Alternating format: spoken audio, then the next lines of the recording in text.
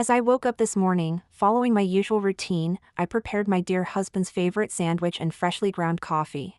I then helped him with his tie and saw him off at the door. Standing there, watching his car disappear into the distance, a sudden flash of insight struck me. All those forgotten memories came rushing back at once. It was truly an enlightening moment, as if I had reached a state of profound realization. Here's what happened. 25 years ago, I was reborn into this world with memories of my past life.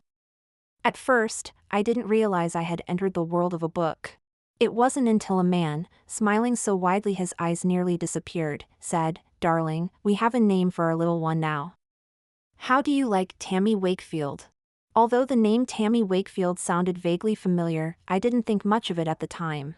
He continued, "Our daughter is so beautiful." Yesterday, old Sinclair was already talking about betrothing her to his son. "He's getting ahead of himself, isn't he?" A gentle female voice chimed in, "Well, I think Uriah is quite a nice lad. We've known their family for ages, so we wouldn't have to worry about our daughter being mistreated." "He wouldn't dare. I'd fight anyone who tried to bully my little girl." I didn't hear what else they said after that. My mind was stuck on the name Uriah. Uriah! In that instant, I finally realized why the name Tammy Wakefield had seemed so familiar. It was from a book I had just finished reading before my rebirth. It was a romance novel about a domineering CEO. In that book, Uriah Sinclair was a cold-hearted, tyrannical business tycoon.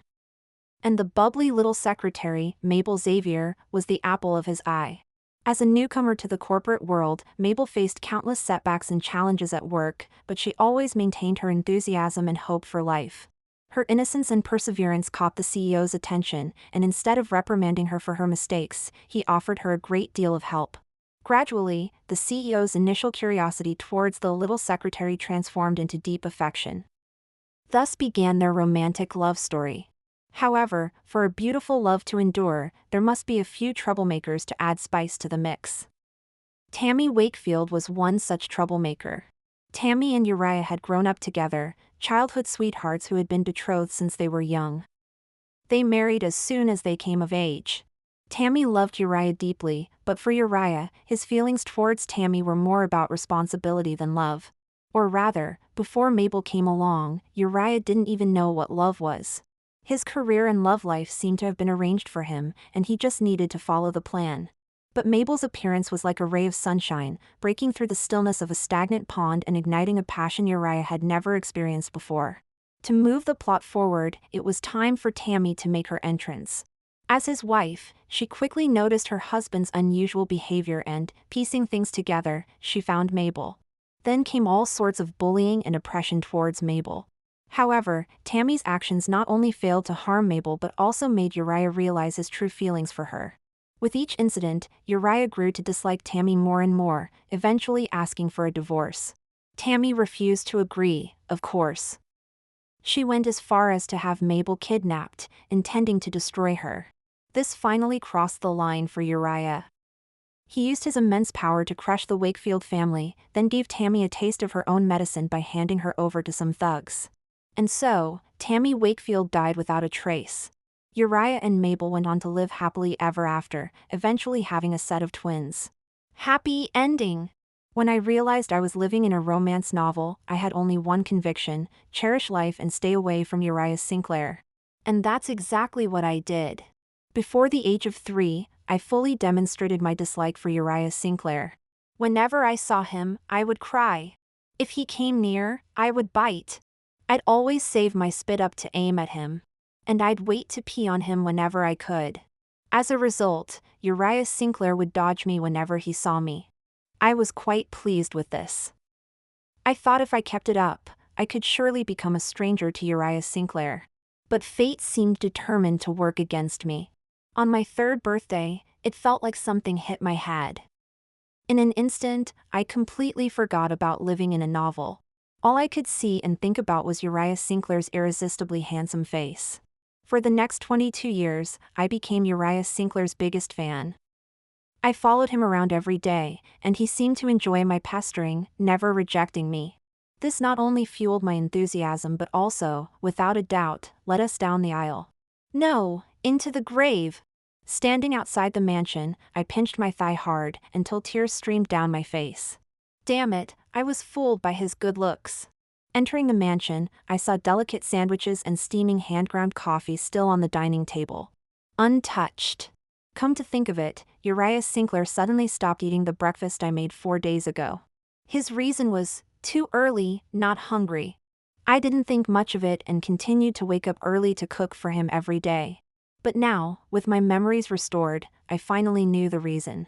It wasn't that he wasn't hungry, but that he was saving his appetite for the breakfast Mabel Xavier brought him at the office. Mabel Xavier said coffee in the morning wasn't good, and sandwiches were too casual. Sitting at the dining table, eating the sandwich I made, I felt like I was chewing sawdust. If I had always remembered living in a novel, I wouldn't have gone near Uriah Sinclair. If I had just entered the novel at this moment, I would immediately file for divorce and cut ties with Uriah Sinclair and all that messy business. But 22 years. I had adored Uriah Sinclair for 22 years. I truly loved him. Uriah Sinclair treated me specially. I always thought Uriah Sinclair loved me, even if not as deeply as I loved him, but I was still the one and only. Now you're telling me he doesn't love me and has another true love. What am I supposed to do? At this moment, the housekeeper came in. Seeing me, she asked, "Ma'am, what would you like for lunch?" "I'll go shopping." Suddenly remembering something, I stood up abruptly. "Miss Chamberlain, make some of Sir's favorite dishes." "I'm going to his office for lunch." "Certainly." I left the mansion in a red sports car and went straight to the hospital. My period was a week late this month. I hadn't paid much attention to it before, as my cycle was always irregular. But with my memories restored, I remembered something. In the original story, Tammy Wakefield had been pregnant once, though she didn't know it herself. One time she went to the company to find Uriah Sinclair, and as soon as she opened the door, she saw Mabel Xavier fixing his tie. There was actually nothing between them. Mabel Xavier had accidentally spilled coffee on Uriah Sinclair. And since he had always relied on Tammy Wakefield to fix his tie, he didn't know how to do it himself. So Mabel Xavier had to help. But Tammy Wakefield didn't know that. She rushed forward like a madwoman, grabbed Mabel Xavier's hair, and raised her hand to slap her. Uriah Sinclair wouldn't let her do it. He grabbed Tammy Wakefield and pushed her away. It was this push that caused Tammy Wakefield to lose the baby. And because of losing the baby, Tammy Wakefield's hatred for Mabel Xavier deepened.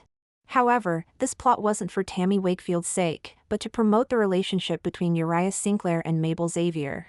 Uriah and I have been married for 2 years, but we've always used protection. We've had an unspoken agreement about not rushing into having children. I'm not sure what Uriah's thoughts are on the matter. For me, I just wanted to enjoy a few more years of it being just the two of us. The doctor looked at my test results and said, "According to these, you are indeed pregnant." My heart fluttered slightly, and I unconsciously placed my hand on my stomach. At that moment, however, I felt utterly bewildered. The doctor asked, "Do you plan on keeping the baby?" I looked up abruptly. Keep it or not? What kind of question was that? No, it was actually a valid question. Because I hesitated. It wasn't until I reached the hospital entrance that I snapped out of my daze. Watching the people coming and going outside, I took a deep breath and drove home. 22 years of love, 2 years of marriage, and now a baby on the way. I didn't want to condemn my life based on the plot of some book. Uriah, please, don't let me down. When I got home, Dulcie had already prepared the meal. As she was packing it into containers, she smiled and said, "There aren't many couples as loving as you and Mr. Sinclair these days." It's lovely to see. Usually, I would have beamed with happiness, but at that moment, I couldn't even muster the strength to smile. When I arrived at the company, it was lunchtime. The receptionist recognized me, so I went straight to the private lift without needing to be announced. The first person I saw was Zechariah, Uriah's assistant. When he saw me, his face froze for a moment, a flicker of panic in his eyes, though he quickly regained his composure. "Mrs. Sinclair, what brings you here?" I gave a slight laugh. "Where's Uriah?" Zechariah said, "The CEO is in his office." "I'll go and inform him." I grabbed his arm. "No need, I'll go myself." When I reached the CEO's office, I gently pushed open the door. The office had excellent lighting. At noon, the dazzling sunlight streamed through the spotless windows, bathing the room in warmth and light. Against the light, I saw a man and a woman sitting at the desk. In front of them were adorable cat-themed lunchboxes. They sat close together, enjoying their meal. The girl seemed to be saying something, a smile on her face. The man looked up, listening intently. Perhaps it was the sunlight, but at that moment, the man seemed extraordinarily gentle, a tenderness I had never witnessed before. Afraid I might be seeing things wrong, I took out my phone and snapped a photo of the scene. Damn, I forgot to turn off the sound. Sorry for interrupting this moment. They both seemed very surprised by my appearance, their expressions frozen for a few seconds. Uriah frowned as he looked at me, his face showing clear displeasure at my arrival. Oh, Uriah, that hurts. Mabel's face turned pale as she stood up. Her movement was too sudden, causing the soup container next to her to spill. The soup splashed onto her leg, making her cry out in pain. Uriah quickly stood up, pulling her back. I turned and left, not wanting to see what happened next. After all, we're all respectable people. I didn't want to do anything undignified like in the original story. Zechariah stood behind me, looking nervous. I shoved the lunchbox I was holding into his arms. Here, you have it. Zechariah looked alarmed. I didn't leave, instead heading to the secretarial department. Seeing me enter, several secretaries stood up, apparently recognizing me. That's good, saves me from having to explain. Who's Zoe Faulkner? I asked. A glamorous woman stepped forward nervously. Mrs. Sinclair, that's me. Is there something I can help you with? I took out my business card from my bag and handed it to her. I'm interested in what you have. Make sure to contact me. Zoe looked bewildered. By the time I walked out of the secretarial department, Uriah was already standing outside. I composed my emotions, my face expressionless as I brushed past him. But he wasn't about to let me go, grabbing my hand. He asked, "Why did you come here?" I said, "Let go." Perhaps my tone was too cold. After all, I had never spoken to him like this before.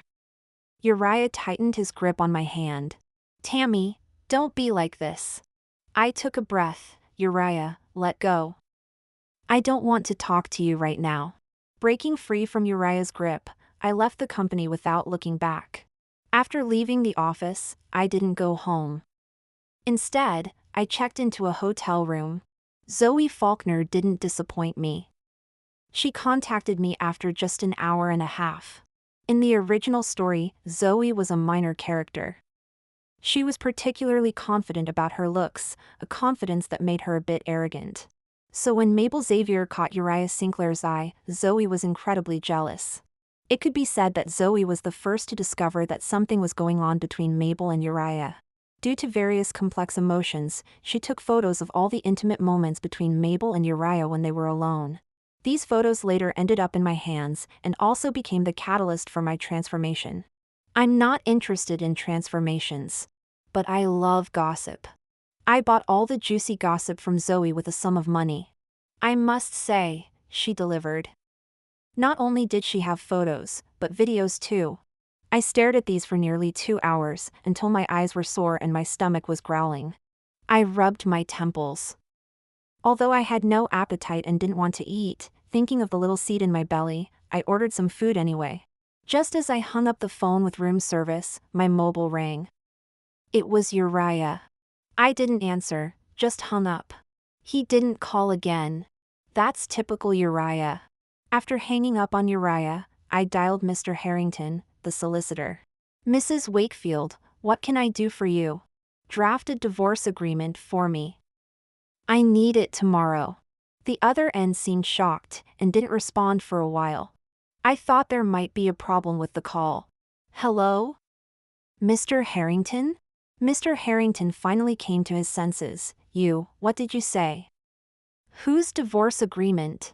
Mine and Uriah's. This time Mr. Harrington reacted quickly. All right, I understand. How do you want to divide the assets? I said, what's mine stays mine, what's his stays his, and I don't want any of the shared assets. Although Uriah and I have our own businesses, we also have quite a few shared assets. Over the years, various investments and collections, if we were to divide and separate them, it couldn't be done in a short time.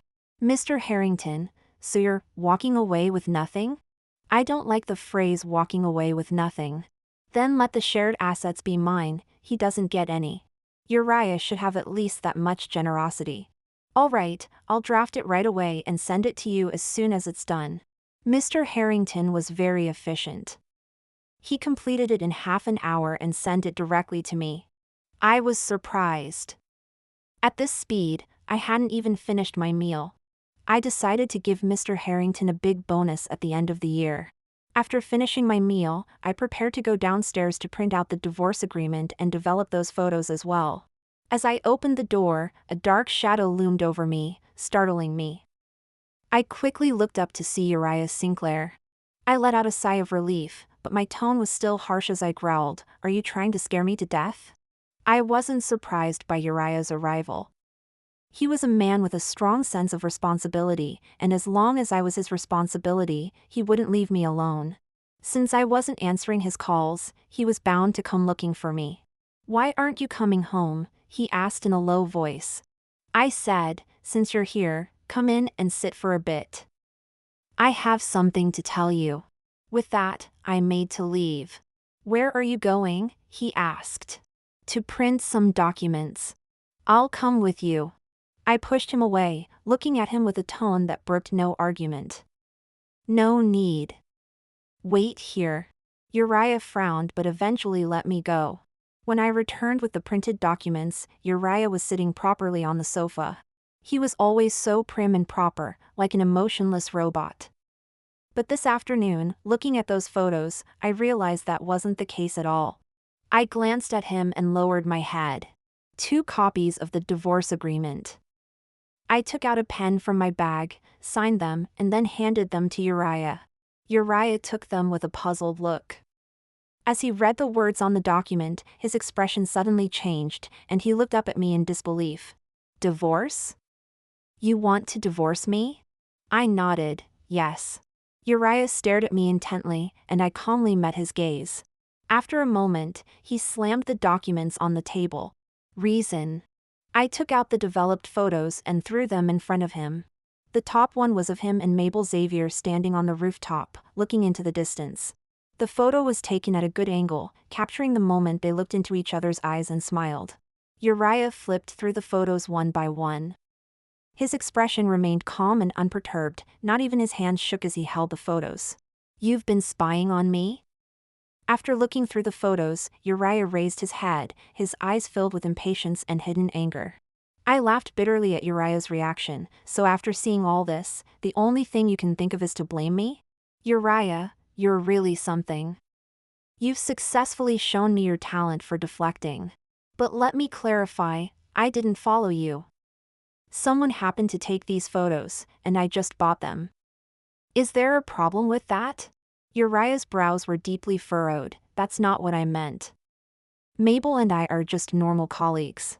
There's nothing between us. If you're throwing a tantrum because of her, it's unnecessary." I let out a cold laugh. "Of course, I know. There's nothing between you two. No hand-holding, no hugging, no kissing, no sex. But so what? Do I, Tammy Wakefield, have to wait until I'm faced with more humiliation, until I'm slapped in the face before I can fight back? I'm sorry, but my limit isn't there." Uriah's expression was agitated. He growled, "Tammy, stop this nonsense. Pack your things and come home with me. I can pretend nothing happened." I was getting angry too. Why should we pretend nothing happened? You did something shameful and you still have the nerve to argue with me? Divorce, divorce, I want a divorce, right now, immediately. Shut up. Uriah raised his voice, startling me. His eyes were blazing with fury. "Tammy Wakefield, don't let me hear those 2 words again. You're not a child anymore, you need to be responsible for what you say." Those words successfully enraged me. Responsible? How dare he say that word to me? I rushed over, pulled out one of the photos and slapped it on his face. In the photo, Uriah was eating breakfast that Mabel had bought for him. The date on the photo was the day before yesterday. I wake up an hour early every morning to make you breakfast, never once sleeping in. I feed you well, take care of you, and in return, you think someone else's scraps are a delicacy. You ungrateful thing. My chest was heaving, I was so angry with him. You talk to me about responsibility, Uriah? Are you qualified? Uriah Sinclair must have never been cursed like this before. He looked at me as if he wanted to devour me whole. I didn't care, though. I just felt a sense of relief washing over me. Uriah gave me a long, hard look. He gritted his teeth and said, "Are you sure you want a divorce?" I handed him the divorce papers and a pen, proving my determination through action. Uriah's face went through several changes before he finally signed the divorce papers. He wrote with such force that the pen almost tore through the paper. He didn't even glance at the contents inside. I raised an eyebrow, suddenly feeling like I'd missed an opportunity. If I'd known he wouldn't look, I should have tried to get more money out of him. After all, who doesn't like having extra cash? Looking at his back, I reminded him, "Bring your ID and proof of address. I'll be waiting for you at the court entrance tomorrow morning." He paused for a moment, then left without looking back. The next morning, I got ready and went to the court. To my dismay, I waited for 2 hours, and my patience wore thin, but he still didn't show up. My mood soured completely. "Uriah Sinclair, you bloody git." I drove straight to Uriah's company. Zechariah Redwood looked terrified when he saw me, trembling like a leaf. He said, "Mrs. Sinclair, the CEO is in a meeting. Would you like to wait in his office?" I must have looked furious because he didn't try to stop me as I marched straight to Uriah's office. I had just sat down when there was a knock at the door, and Mabel Xavier timidly walked in. "Ma'am, here's your coffee," she said. I raised an eyebrow. "You don't know who I am?" Mabel's eyes widened. "You're Mr. Sinclair's wife." I smirked. "Oh, so you do know. That's interesting. Everyone in the company calls me Mrs. Sinclair, except you. What's the matter? Don't want to acknowledge my status as Uriah's wife?" Mabel panicked and tried to wave her hands in denial, but she seemed to forget about the coffee she was holding. The scalding liquid spilled all over her hands. She let out a cry of pain, her face turning pale instantly. I stood up with a stern expression. "Yesterday it was soup, today it's coffee. What's next? Are you water deficient or something? With your clumsiness, you'd have been fired 10 times over in my company. Uriah must really fancy you to keep you around." Mabel looked utterly humiliated. She stared at me defiantly. "Mrs. Wakefield, Mr. Sinclair and I have a strictly professional relationship. I admit I made a mistake today, but there's absolutely nothing inappropriate between us. Please don't slander me. A strictly professional relationship? Every other female secretary in this department keeps at least an arm's length from Uriah when they walk together. They don't bring him breakfast, make him lunch, or sit arm to arm with him while eating. And look at you. Everyone else in the secretarial pool wears professional attire, high heels, and perfect makeup. But here you are in casual clothes, trainers, and not a hint of makeup. What, did the company make an exception just for you?" Mabel's face turned from red to white. She was about to retort when I looked past her and said, "Did you catch all that, Mr. Sinclair?" Mabel spun around, and upon seeing Uriah, she immediately put on a teary-eyed yet brave face. "Mr. Sinclair," she whimpered. Uriah approached with a grim expression. Mabel gazed at him with hopeful eyes. But he didn't even spare her a glance. Instead, he walked straight to me. He grabbed my hand. What happened? Only then did I notice the stinging on my hand. Looking down, I saw an angry red mark on my pale skin where the coffee had splashed. Faced with Uriah's apparent concern, I felt my interest waning. I pulled my hand away. "It's none of your business." Uriah's face darkened. "What exactly happened here?" Mabel bit her lip, her eyes brimming with unshed tears. "Mr. Sinclair, it was my fault. I accidentally spilled the coffee earlier. Uriah finally noticed Mabel's trembling hands. He frowned slightly. All right, go and take care of that. Zechariah, go buy some burn ointment. Right away, Mr. Sinclair, Zechariah replied. Mabel glanced at Uriah one last time before turning away defiantly. I scoffed, you're making me look like the villain who's breaking up a pair of star-crossed lovers. Uriah glared at me. Tammy Wakefield, wasn't it enough to cause a scene outside? Did you have to come to the company to make trouble too? Although I was prepared for it, my heart still stung involuntarily. I looked at him expressionlessly. If you really cared about your little mistress, you shouldn't have stood me up. I waited for you for 2 hours.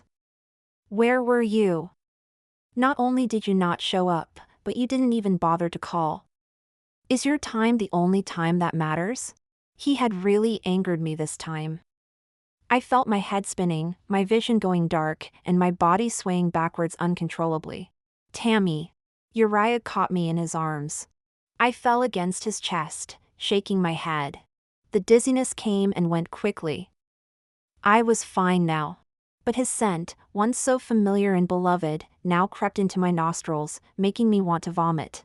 I pushed him away forcefully, unable to control my retching. Tammy. Realizing Uriah was about to approach again, I snapped at him. Stop right there. Don't come any closer. The smell of you makes me sick. Uriah indeed stopped. He said, Tammy Wakefield, we need to talk properly. Sitting in the quiet private dining room, Uriah Sinclair carefully perused the menu. My gaze wandered, avoiding his face. He asked, what would you like to eat? Not wanting to shortchange myself, I ordered a few light dishes and stopped there. Uriah gave me a strange look but didn't say anything. He added 2 more dishes, then handed the menu back to the waitress, gesturing for her to leave.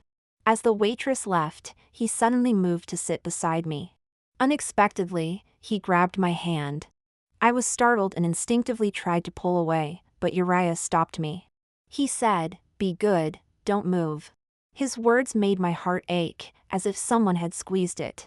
I took a deep breath and said tiredly, don't touch me. Uriah tightened his grip on my hand. After a moment, he said, don't move, I'm going to apply some ointment. His voice was a bit hoarse, making one's heart twinge. I can do it myself, I said, reaching for the ointment in his hand. But Uriah moved it away, saying, I'll do it. No need, I can manage. Tammy Wakefield. Uriah was angry. My hand, suspended in midair, paused, then dropped powerlessly. Fine, we've seen each other naked before, why be coy now? Soon, I felt a cool sensation on my hand, along with the rough texture of Uriah's fingertips. My heart trembled slightly. Tammy, do you really want a divorce? Uriah had moved back to sit across from me. Hearing his question, I nodded, yes. Just because of those photos? Yes. Uriah took a deep breath. He was frustrated, trying to suppress his emotions. He said, there's nothing inappropriate between her and me. There never was, there isn't now, and there never will be. What exactly are you worried about? It's just a normal boss-employee relationship. You work too, don't you understand? Uriah, I looked up at him, why don't you sit beside me? Why must you sit across from me? Uriah frowned, looking confused, as if he didn't understand my meaning, or perhaps he had never considered this question before. I said, from age 3 until now, 22 years. If we calculate 300 days a year, that's 6,600 days. Rounding down, 6,000 days. Counting 1 meal a day, we've eaten at least 6,000 meals together. In these 6,000 meals, you've never sat beside me, always across from me. Just like earlier, even though you sat beside me to apply the ointment, you eventually moved back across from me. Look at the distance between us, it's at least a meter. But you can sit next to her. How far apart were you then? 5 centimeters? Or 0? Uriah stiffened, looking a bit lost as he stood up. I raised my hand to stop him, don't come over. That was just an accident. There's only one table in the office where we can eat, and that table doesn't have enough space to. I cut him off before he could finish. Do you remember when we were at university? We lived in the Yichang apartments then. Every morning when you left for work, I'd get up to make you breakfast. But you had no appetite in the mornings. I could see you struggling to eat. So I simplified the elaborate breakfasts. The only breakfast you could finish completely in the morning was a sandwich. You might not even know this yourself, but I figured it out after countless mornings. As for hand-ground coffee, you don't like milk, it makes you bloated. But you drink coffee with milk quite comfortably. Did I not know that drinking coffee in the morning is bad for the stomach? But you liked it. And have you ever had stomach discomfort from drinking coffee in the morning? Uriah, what soup do you drink every night? It's to nourish your stomach. I've nurtured your stomach day by day. I nurtured it so you could drink the coffee you like in the mornings. So you wouldn't have stomach pain even if you skipped a meal or two. Not so you could eat whatever you want. Uriah's expression was grim. His mouth opened and closed, and finally he looked at me steadily and said, "It won't happen again." Never again. I shook my head, there is no again. Uriah, the smile you showed her, you've never shown me, not even when we were taking our wedding photos. During the wedding photo shoot, you had the same expression from start to finish. Later, I heard the staff talking behind our backs. They said, this man couldn't have been forced into marriage, could he? Look at him, not a single smile from beginning to end, as if he's very unhappy. I wasn't unhappy, I was just nervous. There was something in Uriah's eyes that I couldn't understand, it seemed like panic. I shook my head. How could that be? When had Uriah ever panicked? Uriah Sinclair approached me and knelt on one knee, taking my hand in his. He looked at me with an intensity that surpassed even his marriage proposal. I'll have Mabel Xavier transferred out of the secretarial department, and I won't see her again, he said earnestly. Perhaps I didn't maintain proper boundaries with her, but I assure you, I only admire her attitude towards life and work. There was nothing inappropriate. You've developed feelings for her, I stated. Uriah's brow furrowed. I haven't. His tone was decisive, without a hint of hesitation. I shook my head. You have. Uriah's expression grew increasingly frustrated. These are my own feelings. If I say I haven't, then I haven't. I yanked my hand away from his grip. Uriah's face hardened, his expression now blank as he stared at me. Uriah, I know you too well. For years, women have flocked around you, trying to catch your attention, but you never spared them a second glance. This time it's different. You've made so many exceptions for her. She's the first in your 28 years of life. In other words, this is what we call true love. I'm a businesswoman. If I see an investment about to bankrupt me, I'll cut my losses immediately to minimize the damage. Uriah, you've developed feelings for someone else. So, I don't want you anymore. Uriah refused my request for a divorce. This was to be expected. After all, Uriah was neither impulsive nor one to let emotions guide his actions. Just like in the book, even at the end, he wasn't divorced, he was merely widowed. Thinking about this, I couldn't help but shudder. Surely Uriah wouldn't try to kill me? I shook my head. It shouldn't come to that. I could understand most of the plot developments in the book, except for one thing: Uriah bringing down my family's company, Wakefield Group. That wasn't something Uriah would do. If Wakefield Group were to fall, Uriah might have played a part, but the root cause would definitely lie within the company itself. It seemed I needed to thoroughly review the company's operations. After our frank discussion, Uriah appeared somewhat lost. He finally said, I won't divorce you. We'll stay together, and we'll be fine. I felt I had made myself clear enough, and I didn't care to say more. After all, I wasn't his emotional counselor, responsible for making him understand his own feelings. I stood up to leave. He grabbed my arm. Where are you going? Home, I replied. He didn't let go. Which home? Glenview, I said. Hearing this, he seemed to relax slightly. Wait for me at home. I'll sort everything out. I shrugged, indifferent. Glenview was where we had lived since our marriage. He thought I was compromising by going home, but I didn't tell him that I was only going back to clear out my things. When I returned to Glenview with a team of professional organizers, Dulcie Chamberlain was startled.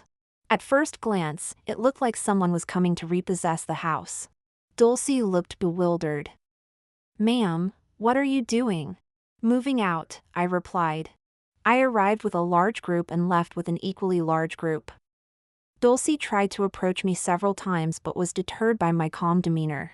After leaving Glenview, I didn't go home. Instead, I went to one of my own properties.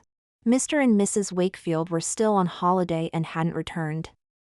There was no need to worry them. Besides, I had made up my mind about the divorce and didn't want to hear anyone try to persuade me otherwise. After leaving, I blocked all of Uriah's contact methods and went straight to the office. For the next week, I practically lived at the office, double-checking all the company's contracts and accounts. And sure enough, I found the problem. The financial director of our company had secretly set up a shell corporation, engaging in illegal activities behind my back. It would have been better if he had pocketed all the money for himself, but instead, he transferred a small portion to my father's account under the guise of share dividends. Not only was this illegal, but he was also trying to make my father his scapegoat. This financial director was my father's best mate, who had been through thick and thin with him for years and had always looked after me. It's truly unexpected that the wolf ready to bite your neck could be right by your side. Having found the root of the problem, I handed the matter over to Barnaby Harrington, our solicitor. During my busy week, many people tried to contact me, but 3 of them were particularly noteworthy. They were Uriah Sinclair, Mabel Xavier, and Zoe Faulkner. I didn't see Uriah. He tried to force his way in, but I called the police. I didn't see Mabel either. Do I look like I have time to chat with the other woman? As for Zoe Faulkner, I must say she's quite a character, with great potential to be a vicious supporting role. I don't know what signals I might have given her, but she inexplicably took me as her confidant and started sharing every detail about Mabel Xavier and Uriah Sinclair with me. Mrs. Wakefield, today Mr. Sinclair wanted to transfer Mabel Xavier out of the secretarial department, but she actually went to his office and made a scene, saying she would resign if he did that. Mr. Sinclair's response was, "Make sure you complete the handover properly." Mrs. Wakefield, Mabel Xavier went down to the design department. She made a fuss for half the day but still didn't leave. Well, with Sinclair Group's excellent benefits, who would want to leave? Mabel Xavier brought breakfast for Mr. Sinclair again today. He didn't take it, and Mabel said, "Whether you take it or not is your business, but I must fulfill my promise." In the end, Mr. Sinclair still didn't eat it and threw it in the bin. But I think there's something fishy about this. What promise? I must investigate. I've found out. A month ago, Mabel Xavier had appendicitis, and it was Mr. Sinclair who took her to the hospital. I took out my phone. Zoe Faulkner's latest message to me was, Mabel Xavier ran up to the roof to accidentally bump into Mr. Sinclair again. That place is Mr. Sinclair's private space, none of us dare to go up there, but she treats it like her own back garden. I was exasperated. Aren't you worried about getting your pay docked for being so idle? Zoe was excited. Mrs. Wakefield, you've finally responded to me. Don't worry, I have all of Mr. Sinclair's movements under control. Do you want photos? I can send them to you. Don't call me Mrs. Wakefield. I'm already in the process of divorcing your Mr. Sinclair. And you don't need to send me anything about Mabel Xavier and Uriah Sinclair in the future. Zoe, Ms. Wakefield, please don't. Losing to you, we can accept that. But losing to Mabel Xavier? That's too embarrassing. I chuckled. Well, you could always try to take her place yourself. Zoe, I wouldn't dare. That's Mr. Sinclair we're talking about. He probably doesn't even remember my name. What? You think you can't compete with Mabel Xavier? Zoe, how should I put it? We're mere mortals, while she's like some angelic fairy. Are men's eyes just for decoration? The more I think about it, the more annoyed I get. Zoe's words successfully amused me. Are you free tonight? I'd like to treat you to dinner. Zoe immediately replied, I'm free. All my schedules make way for Ms. Wakefield. I arranged to meet Zoe at Aubrey Yarwood's restaurant. When he saw me, he looked surprised. You're here alone? Uriah didn't come with you? I was even more surprised. When has he ever accompanied me? Aubrey rubbed his nose and left with a silly grin. Life is indeed a play, full of countless coincidences and surprises. To my surprise, Mabel Xavier was working part-time at this restaurant. When she saw me, her first instinct was to hide, but a second later she suddenly became defiant. Seeing her, Zoe Faulkner rolled her eyes. What kind of inspirational persona is she trying to pull off now? Mabel looked indignant. You'd have to ask Mrs. Wakefield about that. I waved her over. Come on then, tell me what I've done to you. Mabel's eyes were filled with anger and resentment as she said, Mrs. Wakefield, if there's been a misunderstanding between Mr. Sinclair and me, I can explain. But isn't it going too far to take it out on my parents?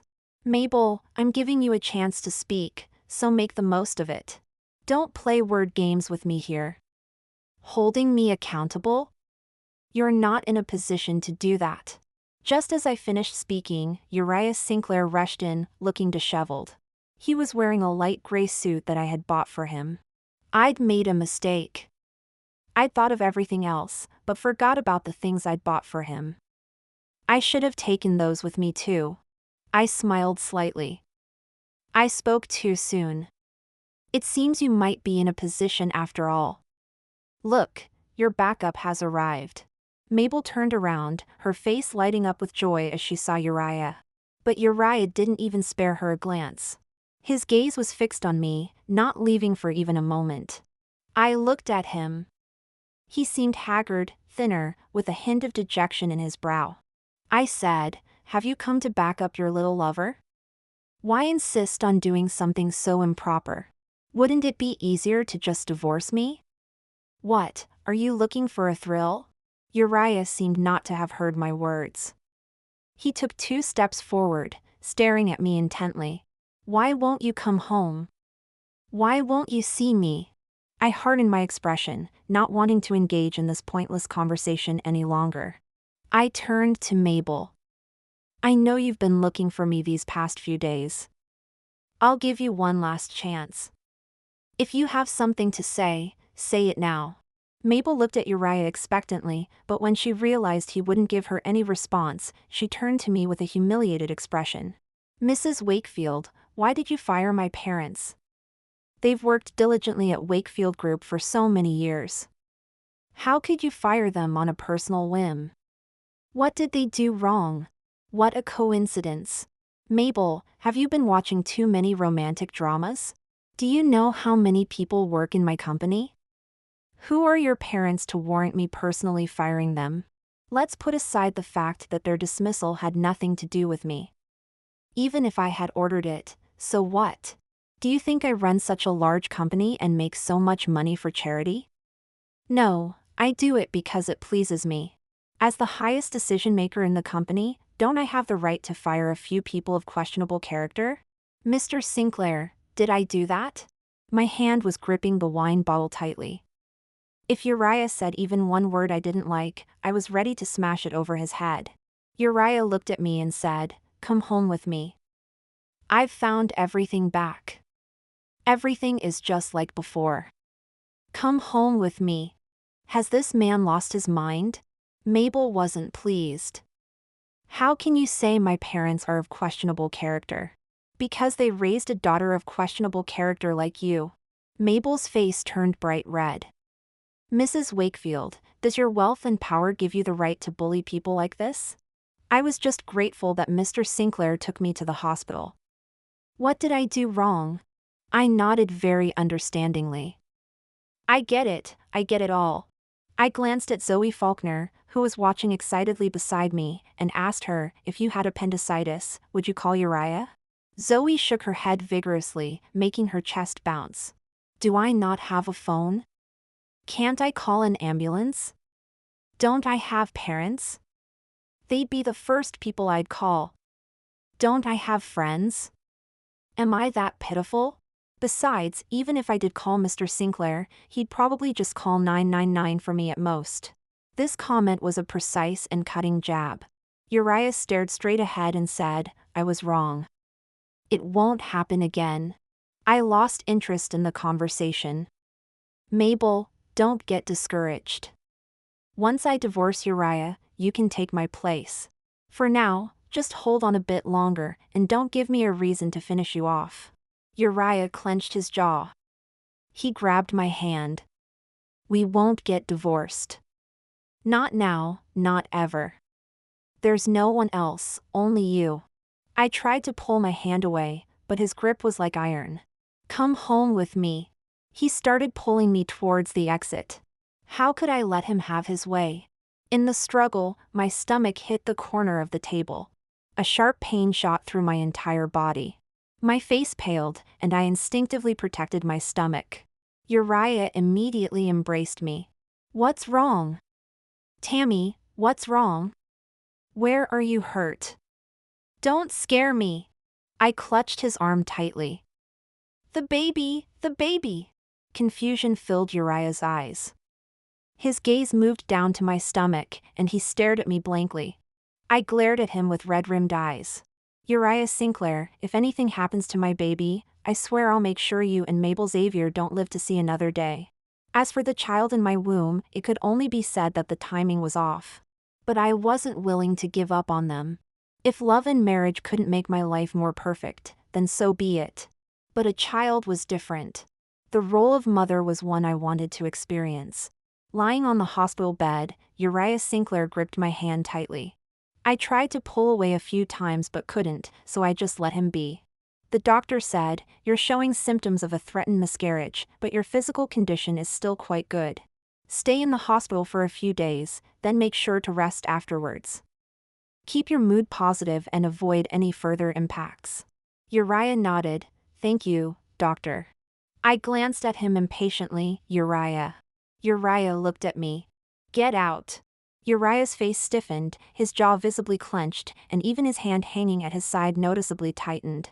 Then he turned and left. I lay on the bed listlessly, and after a while, I dozed off. When I suddenly woke up, the sky had already darkened. Looking up, the only light in the ward was coming from the sofa nearby. Uriah was sitting there, a laptop on his legs, the faint glow illuminating his face, still that calm and composed expression. Perhaps noticing my gaze, he suddenly looked up. As our eyes met, I was the first to look away. You're awake. Are you hungry? Uriah turned on the light, instantly brightening the ward. He picked up a thermos nearby. I asked Miss Chamberlain to make your favorite porridge. Would you like some? As he spoke, he unscrewed the lid, ready to serve me. Why are you still here? Uriah's hand paused, and he said, My wife and child are here. Where else would I be? I frowned, saying irritably, Go drink your mistress's soup, eat your mistress's food, accompany your mistress for coffee on the rooftop, enjoy the view with her, take her home. Do whatever you want, just don't be here. Uriah ladled out the porridge and handed it to me. She's not my mistress. I don't have a mistress, only you. Please, eat a little. Once, his composure was the height of charm to me, but now it just irritated me intensely. I directly swatted away the bowl in his hand. It fell to the floor with a loud clang. Uriah, can you stop being so annoying in front of me? Apart from divorce, please don't appear before me again. Uriah looked down at the bowl on the floor, his figure somewhat dejected. After a while, he crouched down to pick up the bowl, then silently began to clean up. I couldn't stand seeing him like this. I felt a fire building in my chest, stifling me terribly. What exactly do you want? Who are you putting on this act for now? I don't need you to accompany me, I don't need you to take care of me, I just need you to divorce me. At the word divorce, Uriah suddenly looked up, his eyes bloodshot, his face a mask of complex, restrained emotions. Tammy, can we not divorce, please? I shook my head firmly, no. Uriah's breathing intensified. I was wrong. I didn't maintain proper boundaries with Mabel Xavier, but I only saw her as an ordinary friend. Am I really so unforgivable? Do you really have to give me a death sentence? Won't you give me a chance to make amends? My heart ached a little. I sighed. Others might, but you can't. Because you're Uriah Sinclair. Uriah looked bewildered. In all these years, Mabel Xavier is probably the only woman you've openly acknowledged as a friend, right? Even those women we grew up with don't have such an honor. Uriah, be honest with yourself. If I hadn't escalated this to divorce, if I had just argued with you, yelled at you, even threatened you, what would you have done? You would have found me annoying, thought I was petty, thought I was making a fuss over nothing. You would have told me over and over again, we're just ordinary friends. You know what's most hateful? It's when you lot wave the flag of ordinary friends while doing ambiguous things, and in the end, you even blame me. Even if something happened between you, you'd say I drove you to it. Why bother? Isn't it better to nip it in the bud? Uriah shook his head, slowly shaking his head. He looked at me pleadingly. Tammy, you can't do this. You can't reject me because of things that haven't happened. These are just your speculations, they won't and can't happen. I rubbed my temples. Do you know about risk assessment? Uriah stiffened. What about our feelings?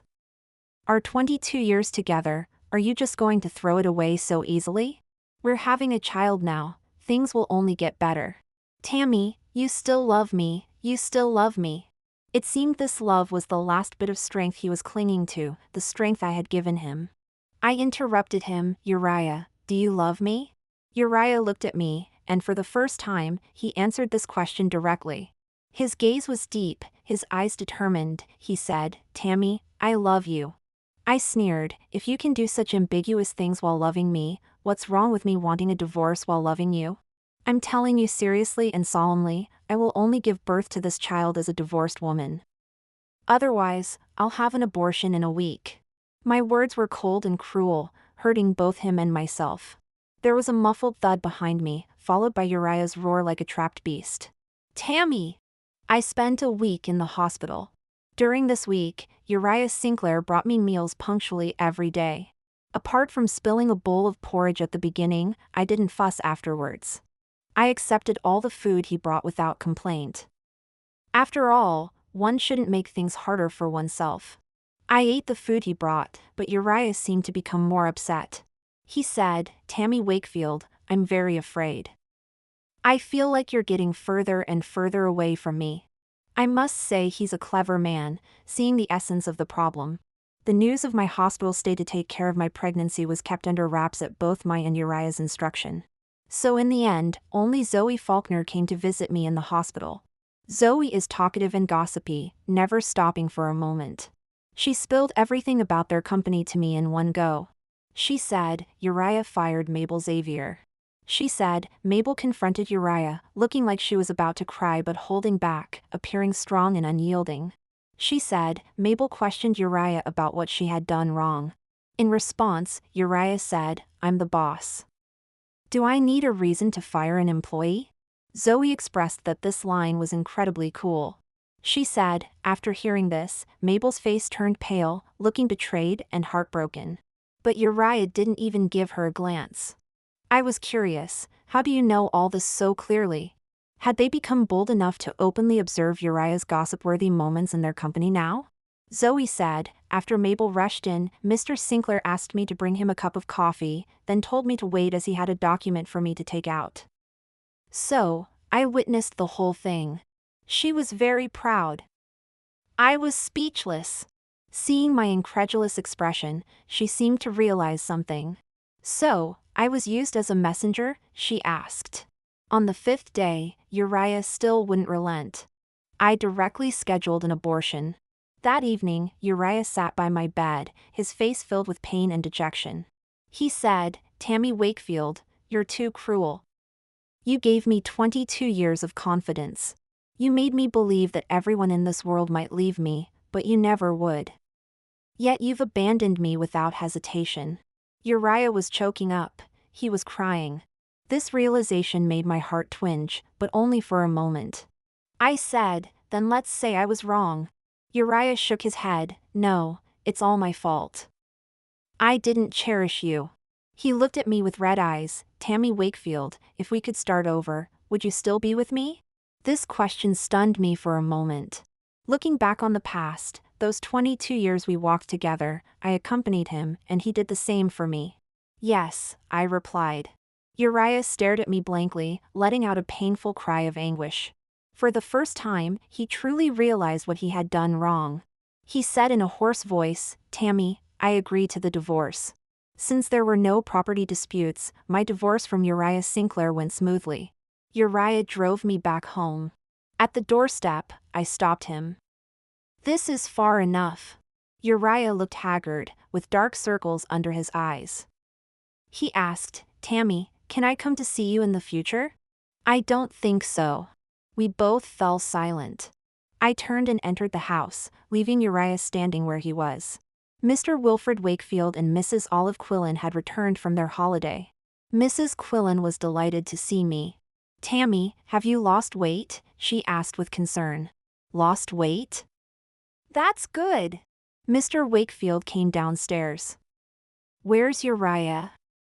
I thought I saw you two return together. We're divorced, I said, not intending to hide it from them. Mr. Wakefield and Mrs. Quillen were stunned, standing there staring at each other in disbelief. Mr. Wakefield glared at me. What's wrong with you, child? How could you not consult us about such a big decision? Do you not care about your parents at all? Mrs. Quillen slapped him hard. Don't shout at Tammy. It must be Uriah's fault. She then sat me down on the sofa, embracing me. Just like she had done many times when I was little, Mrs. Quillen held me close, gently stroking my hair. Tammy, did you suffer? It's all Mom's fault. I should have stayed home with you.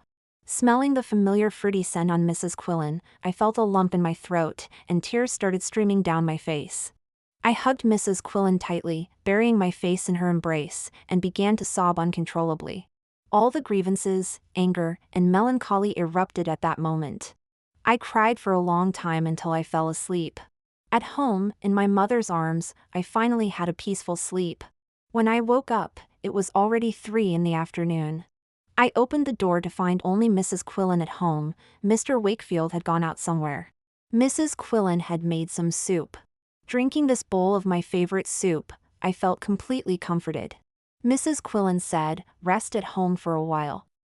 Your father will take care of the company matters. Aren't you going to ask me why I got divorced? I asked. Mrs. Quillen ruffled my hair. If you want to talk about it, Mom will listen. If you don't, I won't pry. The marriage is over now. Our family can certainly afford to support you. I glanced at her slyly. What if it's 2 of us? Mrs. Quillen, what do you mean, 2? I touched my belly. You're going to be a grandmother. Mrs. Quillen's eyes widened, and she gasped. This was too big a piece of news for Mrs. Quillen to handle alone. She immediately called Mr. Wakefield. Mr. Wakefield was confused at first. Grandfather? What grandfather? Whose grandfather? But he quickly caught on. He shouted, You're saying I'm going to be a grandfather?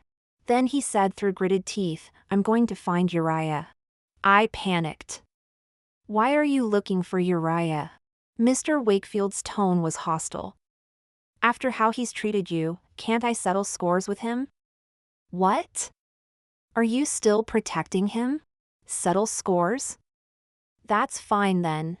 I breathed a sigh of relief. Just take it easy, Dad. I know what I'm doing. I trusted Mr. Wakefield. At least, that's what I thought initially. But it turned out I had been too trusting. According to my informant, Zoe Faulkner, my dear father had barged into Uriah's conference room and beaten him up in front of everyone. The old man had been a bit rash there. Barging into someone else's territory and beating up their boss? How audacious! However, Zoe said that Uriah didn't fight back at all. He even stopped the security guards when they tried to intervene. He willingly took a beating from my dad. But this didn't quell Mr. Wakefield's anger. He gave me the cold shoulder for a whole week. It got to the point where I was considering moving out on my own. But the next day, Mr. Wakefield brought a group of people home. Mrs. Quillen asked him what he was up to. He said he was clearing out the study to set up a nursery. The study had the best lighting in the entire house. I had once asked Mr. Wakefield to let me use it for my homework, but he had refused. I never thought he would agree to give it up for this little one in my belly. Is this what they call grandparental love? Watching Mr. Wakefield and Mrs. Quillen bustling about, I felt grateful for this moment of peace, grateful that I was still me. And for this little one in my belly. Welcome, baby. We're looking forward to your arrival.